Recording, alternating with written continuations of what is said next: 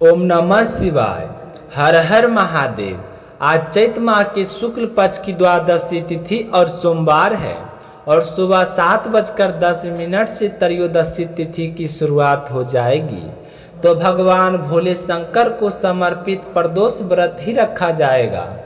तो सोमवार को होने के कारण यह सोम प्रदोष व्रत कहलाएगा और चैत माह का अब समापन होने वाला है और उसके बाद में परम पुण्यदायी वैशाख के महीने की शुरुआत हो जाएगी, जिसमें हर विष्णु भक्त सुबह जल्दी उठकर सूर्योदय से पहले स्नान करता है और उसके बाद बार, पीपल, तुलसी, खेजरी इन वृक्षों में जल सींचता है और वैशाख मास की कथाओं को सुनता है। तो वैशाख माह के रविवार बहुत ही पुण्यदायी होते हैं। वैशाख रविवार के व्रत करके इस दिन आँख के पौधों की पूजा अर्चना की जाती है। तो जो भी विष्णु भक्त वैशाख का स्नान करते हैं वे इस बात का ध्यान रखें और पूरे नियम से वैशाख स्नान करें। और इसी चैनल पर आप सभी श्रोताओं के लिए वैशाख मास की पौराणिक कथा प्रस्तुत की जाएगी। उस कथा को पूरे 1 महीने तक सूर्योदय से पहले उठकर स्नान करें। उसके बाद विष्णु जी की पूजा करके इस कथा को रोजाना नियम से सुने। तो अब चैत माह के अंतिम 3 दिन बहुत ही महत्वपूर्ण रहने वाले हैं। इन्हीं दोनों में महावीर जयंती और भोले शंकर के अवतार हनुमान जी बाबा का जन्मोत्सव मनाया जाएगा। तो यह थी छोटी सी जानकारी। अब अपने शुभारंभ करते हैं आज की कथा का। रोजाना की तरह आज भी सबसे पहले अपने सुनेंगे गणेश जी भगवान की कहानी। तो बोलिए गणेश जी महाराज की जय हो। भगवान गणेश की कहानी। बोलिए गजानन गणेश की जय हो। किसी गांव में एक ब्राह्मण ब्राह्मणी रहते थे। उनका एक बेटा भी था। ब्राह्मण ब्राह्मणी का बेटा गणेश जी का परम भक्त था। दिन रात बस गणेश जी की सेवा में लगा रहता था। घर का कोई भी काम नहीं करता। इस बात से ब्राह्मण ब्राह्मणी बड़े दुखी रहते थे और सारा दिन लड़ते रहते। कहते घर का भी कुछ काम कर लिया कर, क्या सारा दिन इस पूजा पाठ में लगा रहता है, क्या मिलता है तुझे इससे। इस बात को लेकर उनके घर में रोज झगड़ा होता। रोज रोज के लड़ाई झगड़े से एक दिन लड़का बहुत दुखी हुआ और गणेश जी का नाम लेकर घर से निकल गया।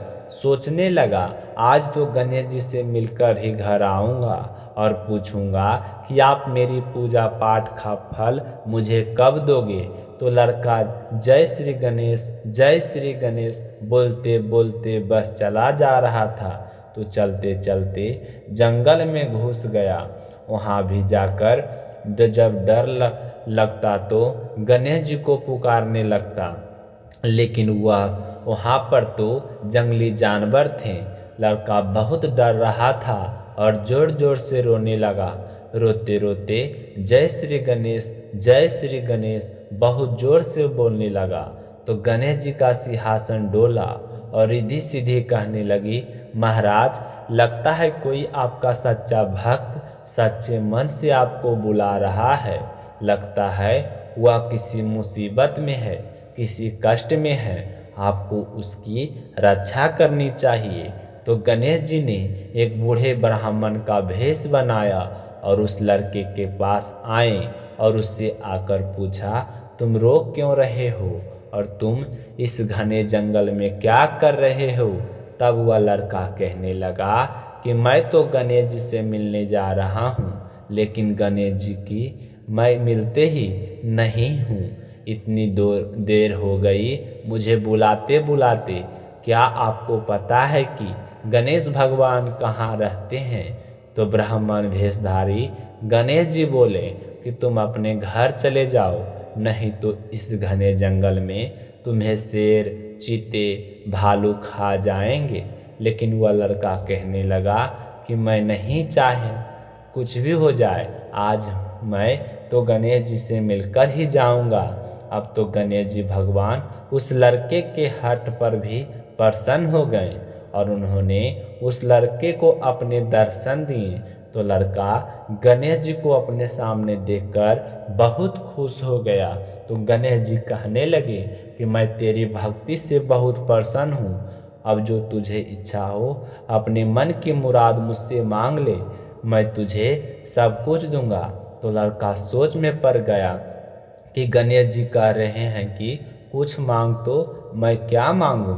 थोड़ी देर तक सोचता रहा, फिर कहने लगा कि यदि आप मुझ पर प्रसन्न हैं तो मुझे मेरी मनचाही चीज़ दो। गणेश जी बोले, हाँ हाँ बताओ तुझे क्या चाहिए।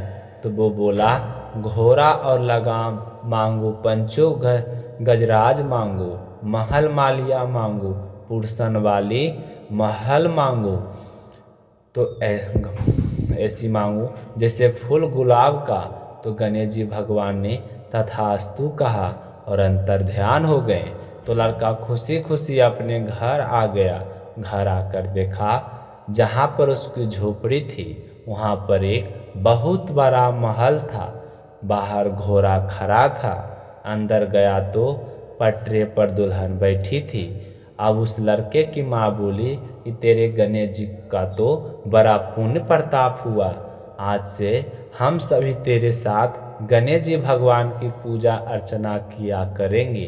अब तो सारे खुशी खुशी रहने लगे और रोज गणेश भगवान की पूजा करने लगे।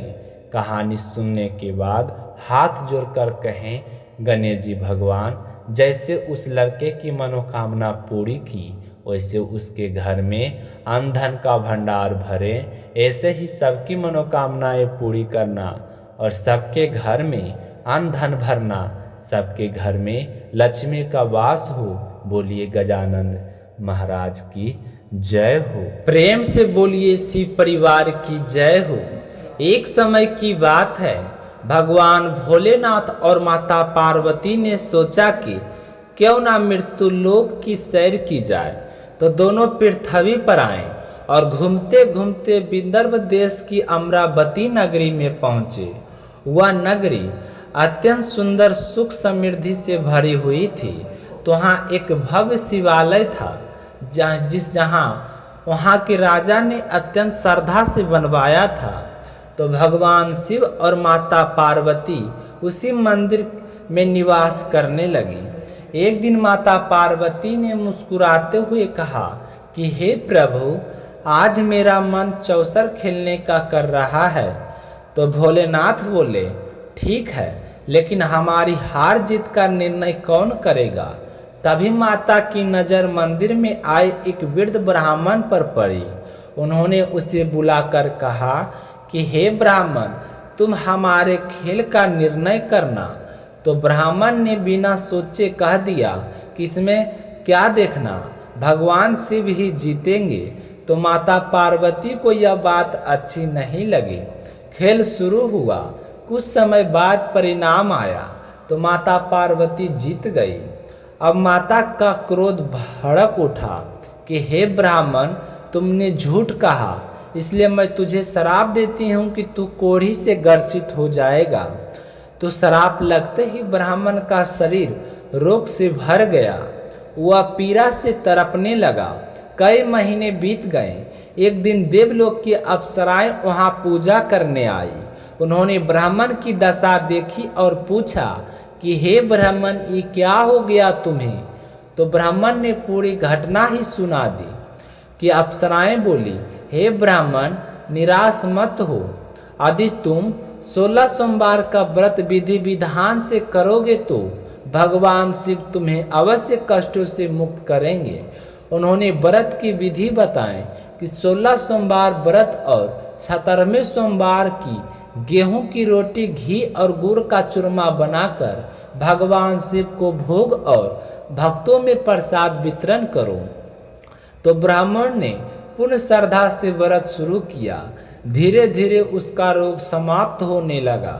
कुछ समय बाद वह पूरी तरह स्वस्थ हो गया। जब शिव जी और पार्वती